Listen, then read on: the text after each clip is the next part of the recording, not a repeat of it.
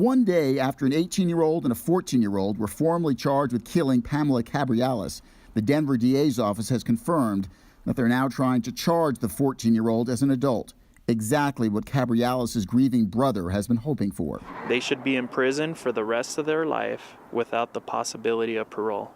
Both of them.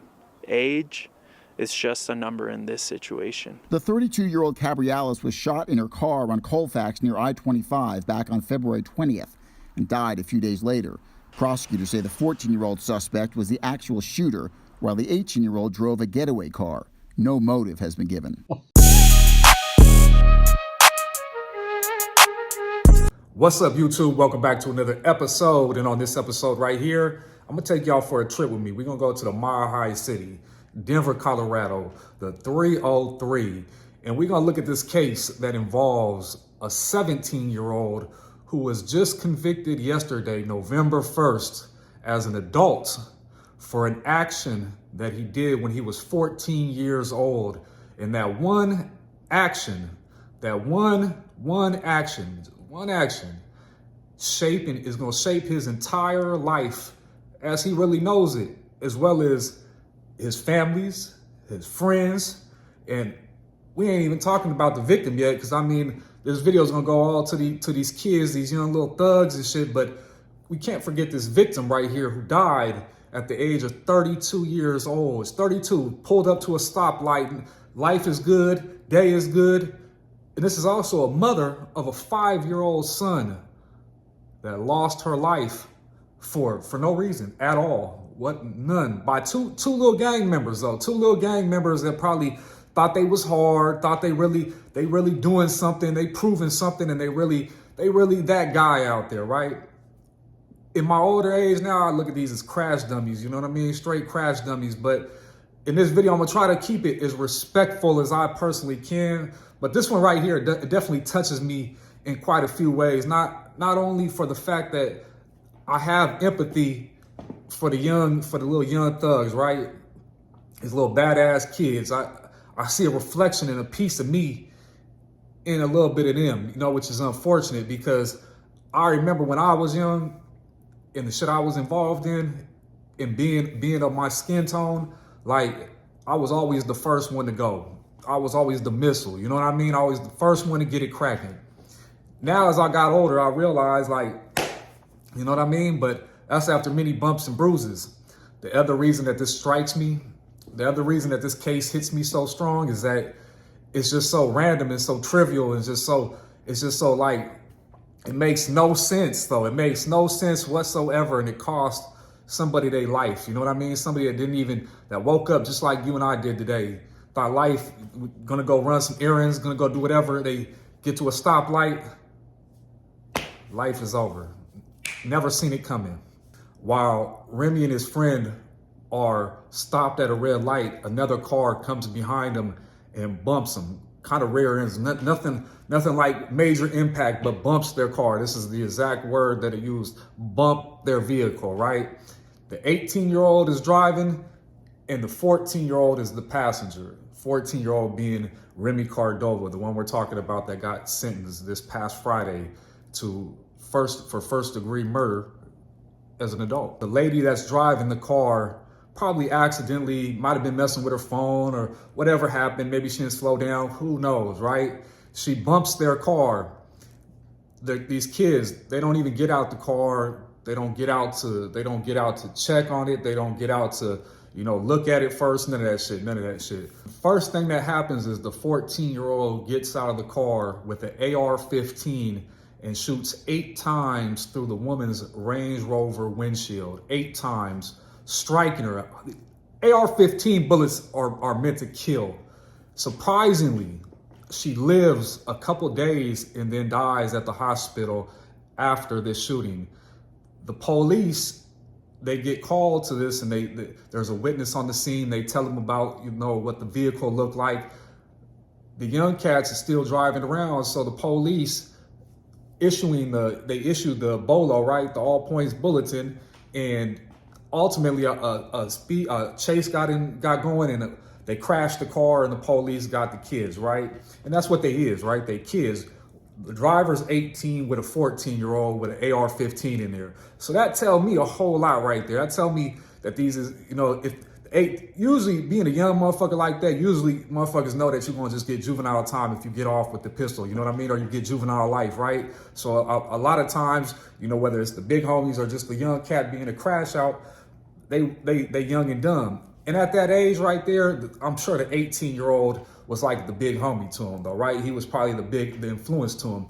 The coldest kicker about this though, being that the 18-year-old and the 14-year-old are like friends to some degree, the 18-year-old is gonna tell on the 14-year-old at some point in this case right here. He's gonna become a witness for the state so he can get a better deal, because he ultimately gets sentenced to 35 years as an adult himself, but he was already 18 at the time. So I think he got sentenced at 21. So he's in Fremont right now with a 35-year bid, but he ultimately told on the 14-year-old, and he's doing this time now after he's told on the 14-year-old, and now he's all tatted up, got a big ass throat tat and shit like that. He loped out, I'm sure, like, you know what I mean? Now you the hard gangster motherfucker. I know you was trying to be that when you was young, but now you can go to the penitentiary and become that even more though. You get to spend the next 30 years of your life. We'll give you 5 off that. We're gonna save 5 that they're gonna give you some good time or something. But 30 years out your life, you're gonna be that tough guy. Every day you wake up around all these other tough motherfuckers behind these concrete walls.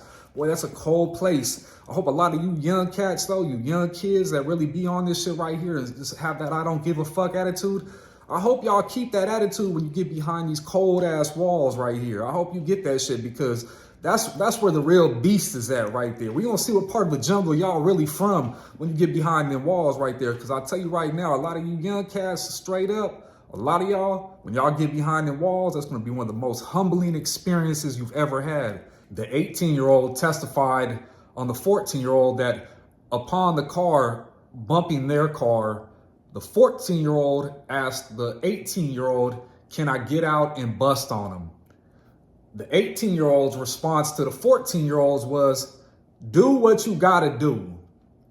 And the 14-year-old got out the car, let out 7-8 rounds of an AR-15 into this helpless woman that had no idea what life was gonna bring her right there. Isn't that a twist of how life's fates is now? And it gets even deeper than that, because being that this is a 14-year-old, right? A lot of people feel like the system failed him.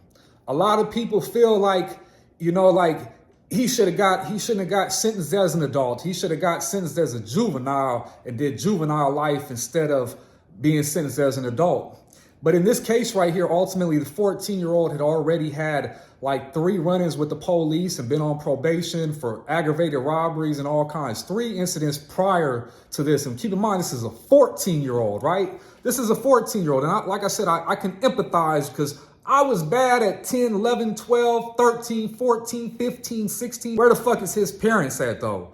Where is his real, does he got brothers that's looking out for him? Does he have anybody that loves him enough that can really get his ear and pull him to the curb and pull him, you know what I mean? Get him out. But now it's too late.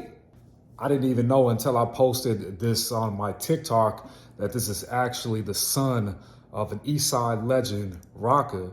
And that would explain a whole lot though, now knowing that though, because Rocka was definitely active though, you know what I mean? He's definitely active in the streets like that. He's one of the people that would get it cracking though. And this being his son though, you know, I mean, maybe that's like the sins of the father though, right? Like that generational curse couldn't have been broken without the father's help in the development of that, because then it keeps getting pushed down, you know, bloodlines after bloodlines until it's actually truly broken. But, you know, without his father being there, and his father was actually murdered as well, that's a big piece of the equation, right? Like now I kind of understand why little bro was ready to just crash out at any time though, because that piece of the equation. But I don't know what's up with his mom or his, you know, maybe he don't got no uncles or nothing like that, you know, like somebody should have been in this young cat's ear and been able to, you know, help him curb the direction of where his father may have fell short, you know what I mean? And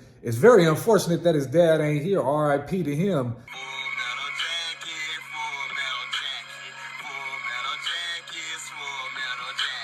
But for this 14-year-old, life as he knows it, right? Life as he knows it. is going to be behind these walls.